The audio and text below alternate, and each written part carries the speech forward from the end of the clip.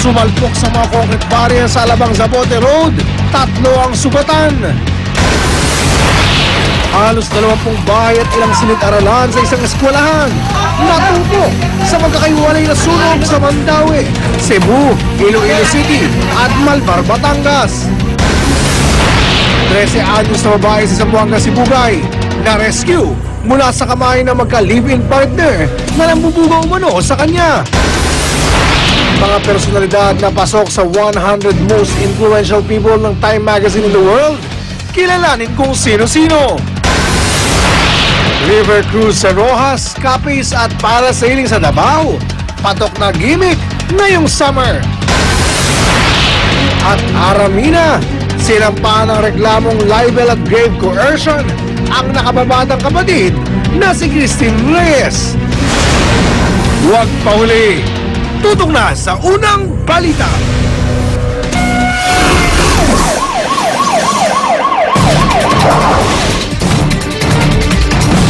Magandang umaga, natupok ang siyam na silid-aralan sa Haro 2 Elementary School sa Iloilo. 15 bahay naman sa Mandaue, Cebu ang naaburin sa sunog. Narito ang report. Dahil sa masisikip na kalsada, nahirapan ng mga bumbero na lapitan ng mga nasusunog na bahay dito sa Barangay Tipolo sa Mandaue, Cebu. Marami kasing tindahan at sidewalk vendor ang nakaharang sa daan.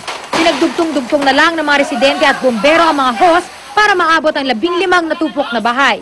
Inaalam pa ang sanhi ng sunog at ang halaga ng mga napinsalang ari-arian. Gagawa na raw ng hakbang ang Bureau of Fire Protection at lokal na pamahalaan para solusyonan ang pagsikip ng mga kalsada sa lugar. Ito naman ang nangyari sa Haro 2 Elementary School dito sa Iloilo City. Nilamon ng apoy ang siyam na silid-aralan bandang 1:00 ng hapon kahapon. Ayon sa mga bumbero, mabilis kumalat ang apoy dahil gawa sa light material sa mga classroom. Nahirapan pa silang makalapit dahil sa kapal ng usok. Naapula ang apoy matapos ang mahigit 1 oras. Walang nasaktan pero natupok ang mga report card at diploma ng mga estudyante. Iniimbestigahan pa ang sanhi ng sunog. Sa Malvar, Batangas naman, 4 na pamilya ang nawalan ng bahay sa barangay poblasyon dahil din sa sunog. Kwento ni Aling Luceria na nanaisa ng biglang magliyab ang katabi nilang bahay. Para akong pinagsakluban ng langit at tubig, walang natira sa amin. Hindi kasi magaling pang 10 beses kang manakawan. Huwag ka lang isang beses masunugan. Tumagal ng 30 minuto ang apoy na tumupok sa di pa tiyak na halaga ng ari-arian. Ayon sa mga bumbero, posibleng problema sa linya ng kuryente ang sanhi ng sunog. Nangako naman ng tulong ang lokal na pamahalaan ng Malvar para sa mga nasunugan. Para sa unang balita, Isay Reyes reporting. 2 babae kabilang ang isang menor de edad na sagip mula sa isa umanong pugad ng prostitusyon sa bayan ng Ipil sa Zamboanga, Sibugay. Sa isinagawang operasyon ng mga pulis, na-rescue ang 13 anyos na dalagita at ang kasamahan nitong 27 anyos. Arestado naman ang suspect na si Sharon de la Cruz at ang kanyang live-in partner na si Victor Apostol.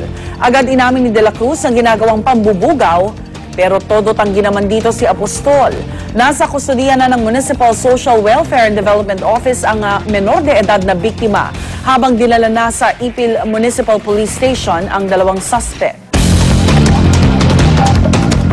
Pasintabi po sa maselang balitang ito, naoperahan na ang preso sa Lawag, Ilocos Norte na unang napabalitang nagka-impeksyon sa ari matapos niya itong turukan ng petroleum jelly. Naging matagumpay naman ang operasyon at naagapang kumalat ang impeksyon sa maselang bahagi ng katawan ng inmate. Nagpapagaling na ngayon ang 30 anyos na preso. Doble higpit naman ngayon ang mga jail guards sa provincial jail sa mga ipinapasok na gamit sa bilangguan. Masigit po ang daloy ng trapiko ngayon sa EDSA northbound sa bahagi ng Santolan flyover at kaugnay niyan makakausap natin si June Trinidad ng MMDA Metro Base. June, anong dahilan ng traffic dyan? Kanina pa yan. Yes, kanina pa po yan mga pass per view. Yan. Dala po ng isang forward truck na 10-wheeler po na tumagilit po sa EDSA Main Avenue po, to be exact po. As per initial report, bumangga ho itong itong truck po doon sa may Center Island po na naging cause po siya ng tumagilit at the same time po loaded po siya ng graba at buhangin po. Nakasalukuyan po na pinapala po na aming mga kasama po ngayon sa mga sasakyan po ng mga MMDA po ngayon. Alright, so June, hindi pa naaalis yung truck, ano? So, ganun pa rin, siksikan pa rin, traffic pa rin. Yes, ma'am. Actually, na-occupy po niya ang 3 lanes ng, Alright. ng northbound lane. So, nagagamit na rin po ang bus lane and another 1 lane dito po sa may northbound lane. Kaya nagkapos po yung traffic. As per reported po kanina ma'am, 5:55, ang tail end na po. Nandito na po sa may edge na Corinthian na po. Oo nga, medyo nabiktima din ako niyan. Mapapabilis ba yung pagtanggal dyan sa track, June? Ma'am, ginagawa po namin makakaya. Actually, ma'am, nasa 1/4 na lang po. Maubos na po yung laman ng graba po. Mamaya lang siguro po, may itatayo na po yung truck. Alright, would you know, June, kung merong sugatan o Ay, wala injured naman tayo? po. Wala Yung truck naman po lang po na at this time po, nasira po yung axle niya, and yung steering wheel niya o yung sa may bandang transmission po, hindi na po functional po.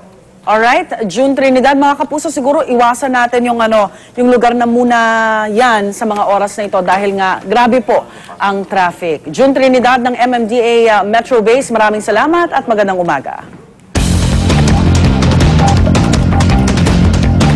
Magandang umaga po, abiso sa mga taga Bulacan, magba-brown out sa ilang lugar dyan. Mula alas 11 ng gabi bukas, 30 minutos po na mawawalan kayo ng kuryente sa ilang bahagi ng Marilao, Bulacan. Paulit po yan ng Sabado, alas 4 hanggang alas 4:30 na madaling araw naman. 5.5 oras naman magba-brown out sa May Kawayan, Bulacan, simula alas 11 ng gabi bukas.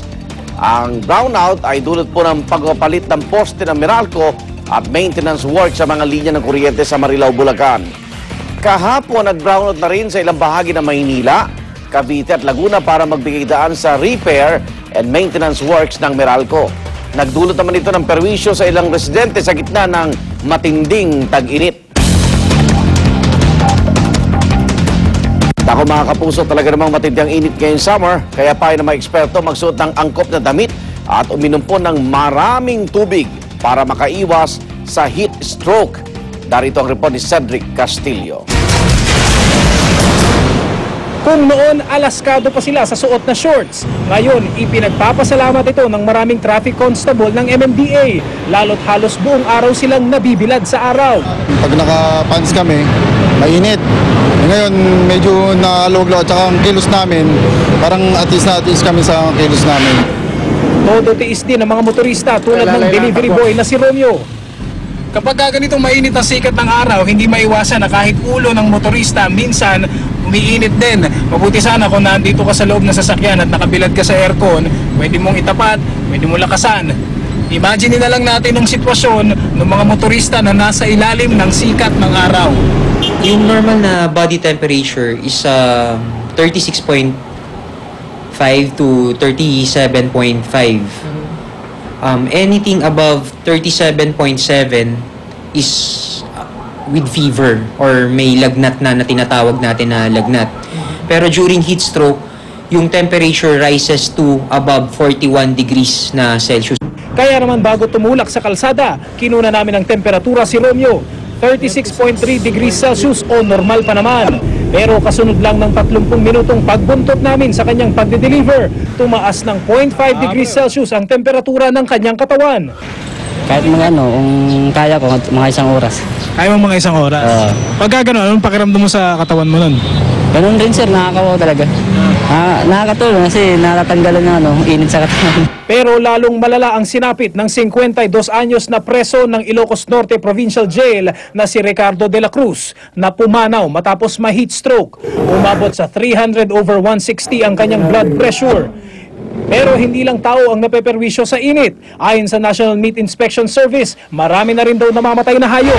Pumapalo na sa 34 degrees Celsius ang temperatura nitong mga nakaraang araw. Pero wala pa namang indikasyon ng heatwave ayon sa Pag-asa. Payo ng mga espesyalista sa publiko. Kailangan meron silang mga protective gears na sombrero, helmet, especially mayroon silang baong tubig. At as much as possible, malamig na tubig. Para sa unang balita, Cedric Castillo reporting. Tuwing tag-init din, mas madali raw napapani sa mga pagkain. Kaya naman para maiwasan yan, narito ang ilang tips sa report po ni Cesar Apolinario. Ang pag-iinit sa mga pagkaing inihahain natin sa hapagkainan nakakatulong daw para masigurong ligtas pa rin kainin ang mga inuulit na ulam. Pero ang init na hatid ng summer, kabaligtaran daw ang epekto sa mga itinitindang pagkain. Gaya halimbawa sa mga karinderya. Narito ako ngayon sa Basilan Street, Barangay Malamig. Pero hindi malamig ngayon dahil tanghaling tapat.